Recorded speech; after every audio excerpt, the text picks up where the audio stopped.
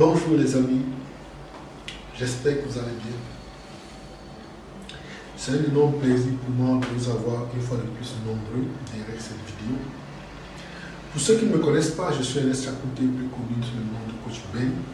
Je suis négociant des matières premières, responsable du groupe Alliance Golf. Cette vidéo est essentiellement éducative. Et dans la vidéo, je vous raconterai une anecdote, quelque chose de vécu, quelque chose de vrai, qui m'a bouleversé. Et j'ai décidé de partager avec vous parce que nous sommes en totale perdition. En tant que parent,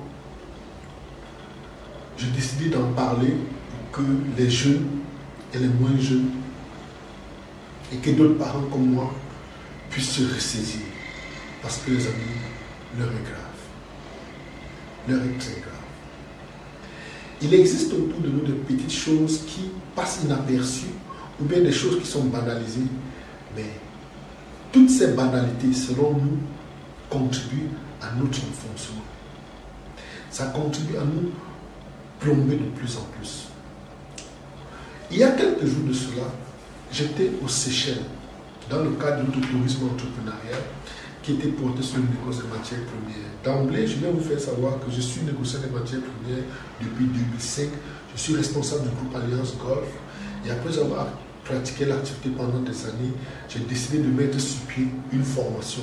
Oui, parce que je m'étais rendu compte que j'étais pratiquement seul sur les marchés et il fallait que je sois avec des gens. Et en 2016, j'ai initié les formations sur le négoce des matières premières. À ce jour, nous avons formé des centaines de personnes. Nous avons le plus grand réseau, par exemple, nous avons le plus grand réseau de négociants africains. Nous avons créé le premier site internet conçu par des Africains destiné aux négociants de matières premières qui a le nom de Comutron. Nous venons tout récemment de lancer, de créer la première association de négociants africains. Ça n'a jamais existé, il a fallu qu'on y pense. Ceci n'est qu'une partie de nos activités. Donc, les amis, j'expliquais que j'étais aux Seychelles, j'ai fait la connaissance d'une merveilleuse dame, une femme extraordinaire, une femme avec beaucoup de valeur. Et pendant ce temps, on a pu échanger sur plusieurs domaines. Mais un jour, elle a abordé un sujet qui m'a bouleversé. Un sujet qui, aujourd'hui, pour nous, est devenu banal. Pourtant, l'avenir, l'existence de tout un peuple, elle repose dessus. Elle vient un matin me raconter une histoire selon la me dit que avant de sortir de chez elle, sa fille est venue la voir. Sa fille lui dit, maman, parce que sa fille a environ 23 ans, elle dit, maman, si j'ai un petit copain, ça fait quoi? Elle dit, non, c'est pas bien. Elle dit, mais maman, et si j'ai un ami avec qui je vais aller avoir des rapports, où est le risque, où est le problème? Elle dit, non, ma fille, il ne faut pas le faire. La fille dit, mais attends, autour de moi, j'ai des copines, j'ai des amis qui ont une certaine vie, qui ont une certaine activité, qui ont des rapports avec le sexe opposé. Pourquoi moi je ne le ferai pas? La maman a pris le temps d'expliquer à la fille. Elle dit à la fille, dans notre culture, tout comme dans la culture africaine, on ne rencontre pas un homme sans être marié. L'homme qu'on rencontre doit être notre époux. Et puis, on ne fait pas des enfants sans être marié. C'est ce qu'elle dit à sa fille. Que dans la culture indienne et également même que la culture africaine, c'est le même principe. Les hommes et les femmes ne vont pas ensemble uniquement juste pour le plaisir. Ils le font dans un cadre bien précis pour le mariage. Et ça fait en sorte que lorsqu'ils se mettent ensemble, elle a les enfants, ou bien l'homme a les enfants avec une seule femme, la femme a les enfants avec un seul homme. Et elle a insisté en disant que cette culture est une culture qui vient de l'Afrique. Elle est venue me raconter cette anecdote avec le sourire aux lèvres pour démontrer comment nos cultures sont similaires, pour sortir la similitude entre ce que les Indiens font et nous, ce que nous faisons en Afrique. J'ai écrasé une larme en lui disant, elle s'appelle Nexi. C'est une Nexi. Nous ne sommes plus à ce niveau. Nous sommes tellement occidentalisés qu'aujourd'hui, on rivalise. Nos enfants rivalisent. Les parents même rivalisent en surexposition avec le sexe opposé. L'enfant qui a un certain âge et qui n'est pas en rapport, qui n'a pas encore ce rapport, est considéré comme un enfant anormal. Et sa fille a 23 ans, je rappelle.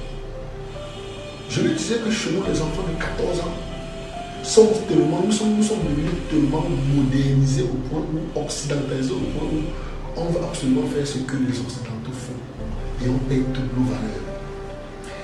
Et quand on perd nos valeurs, nous ne savons plus exactement qui nous sommes. Nous ne sommes ni africains, ni occidentaux. Et c'est comme ça qu'on va tout, on est malmené partout. Je suis allé lui dire que chez nous, les influenceurs qui marchent le plus, c'est ceux qui parlent du sexe. Si vous voulez voir quelqu'un qui a véritablement réussi, que ce soit dans la culture, que ce soit dans la vie sociale, c'est quelqu'un qui a mis le sexe devant, qui a fait la promotion de la perversion, qui a démontré comment un homme doit faire, comment la femme fait, qui démontre tout le temps dans les vidéos ce que les jeunes filles doivent faire. On en trouve tout le temps. Et je partagerai quelques vidéos avec vous pour essayer de comprendre les questions. Voilà. Donc pour elle, c'est que non, pendant l'écrasement, tu ne la bouscules pas. Tu ne fais pas les mouvements brusques. Non, non. Les histoires de tirer les cheveux, non, elle n'est pas dedans parce qu'elle protège d'abord trop ses cheveux. Donc même les seins, on n'a plus pas les seins n'importe comment. Donc, et même si elle y a mot pendant l'écrasement, elle va pas. Donc ça dit que laisser paraître que, c'est-à-dire le plaisir sur son visage. Parce que c'est dit que non, le gars va peut-être se prendre la tête ou bien, je sais pas pourquoi. Et comme vous voyez les pieds écartelés comme ça, c'est comme ça que, mais êtes-vous en train de danser? Toujours en train de dandiner. Les gars qui ont les pieds arqués n'aiment pas porter le caleçon. Je ne sais pas pourquoi. Ils veulent toujours qu'on observe l'asticot géant en train d'effectuer des mouvements de gauche à droite. S'il décide de marcher vite, ça va de haut en bas. Arrêtez. Je lui ai dit, je suis allé prendre mon téléphone, j'ai ouvert quelques dites influenceuses et influenceuses. Ces gens ne parlent que de cela. La dépravation, la perversion. Il faut démontrer comment c'est toi qui fais le plus ceci, c'est toi qui fais plus comme ça, c'est toi qui fais plus cela. Et la jeunesse grandit en croyant que c'est le modèle. La jeunesse grandit en copiant cela, pensant que c'est lui qui sait qu'il y a de faire. On se retrouve avec des mères seules, des mères avec plusieurs enfants, plusieurs papas, des hommes avec plusieurs femmes, plusieurs compagnes, plusieurs enfants éparpillés dans le pays pour essayer de fierté, bomber le temps, on dit que j'ai 10 enfants. Avec 10 mères, on dit qu'il est dangereux, il est puissant. Et je suis allé nous raconter l'histoire d'une femme qui décède au Ghana et on l'enterre dans un cercle en forme de phallus. L'histoire derrière cet enterrement, c'est que la dame avait 10 enfants avec 10 pères différents. C'est la raison pour laquelle on estime qu'elle est championne du monde en échange d'hommes. On l'enterre dans cette situation. Je lui disais, la femme était ébahie. Qu'est-ce qui s'est passé? Je dis, nous sommes tellement occidentalisés au point où on a perdu toutes nos valeurs. Après avoir perdu nos valeurs, nous n'avons plus de repères. Nous sommes juste devenus des coquilles vides. On copie tout ce qui est mauvais ailleurs. Ce que je vous dis, lorsque vous irez sur les sites, sur les réseaux sociaux indiens, ils parlent des choses comme de la valeur. Ils parlent technologie, ils parlent développement, ils parlent réussite. Et c'est eux, c'est ces gens qui réussissent le plus chez eux. Ceux qui parlent réussite, développement, qui parlent culture, qui parlent bonne éducation, qui parlent de bonnes mœurs. Mais chez nous, ceux qui réussissent le plus, c'est ceux qui parlent de la dépravation. Qu'est-ce qui a bien pu se passer? Qu'est-ce qui a bien pu se passer? On rivalise dans la recherche de femmes. On est fier d'avoir sorti, d'avoir abordé la femme de son ami. On se bombe le torse. La femme est fière d'avoir eu des rapports avec sa voisine, avec le mari de la voisine. Les enfants sont autour, ils entendent dans nos causes, ils ne parlent avec fierté. Et après, on se retrouve dans une situation où la société est en décadence. On n'a plus rien, on n'a pas de repères, on a tout abandonné. Les amis, cette courte vidéo avait objectif, si vous êtes jeunes, les jeunes, je vous conseille, restez souple. Préservez votre personnalité, préservez votre dignité. Parce que on donne plus de la valeur à quelque chose qui n'a pas été utilisé qu'à ce qui a été utilisé à plusieurs reprises. C'est comme si on devait faire une comparaison entre un véhicule neuf et un véhicule seconde main. Un véhicule 20, 30, 10 personnes ont utilisé. Le véhicule neuf a plus de valeur. Et lorsqu'on prend ce véhicule neuf, on donne plus de valeur, on entretient plus comparativement à celle qui a été utilisée plusieurs fois.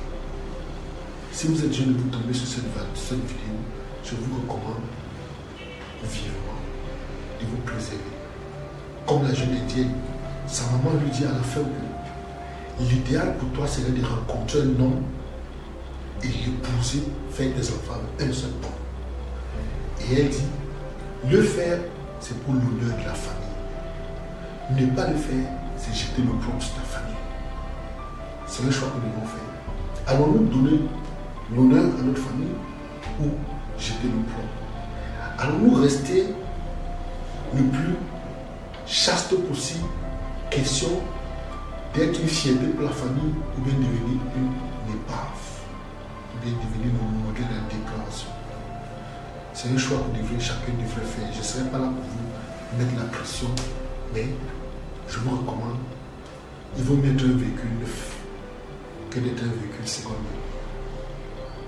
Je suis Ernest Chapoté. À bientôt. Love you. À la fin.